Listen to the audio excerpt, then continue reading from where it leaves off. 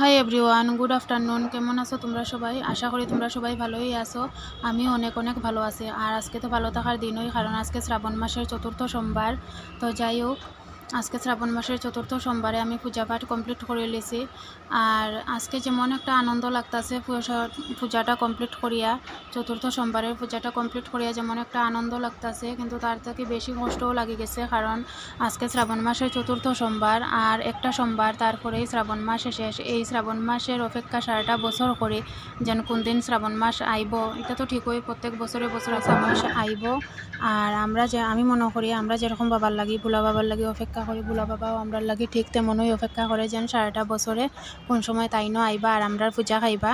তো যাই হোক, তোমরাও নিশ্চয়ই ভোলা বাবার আশীর্বাদে পুরা শ্রাবণ মাসটা করতে পারতাছো আর ভোলা বাবার মাথায় জল ঢালতে পারতাছো। তো ভোলা বাবার আশীর্বাদে তোমরা অনেক অনেক ভালো থাকো, এই প্রার্থনাই।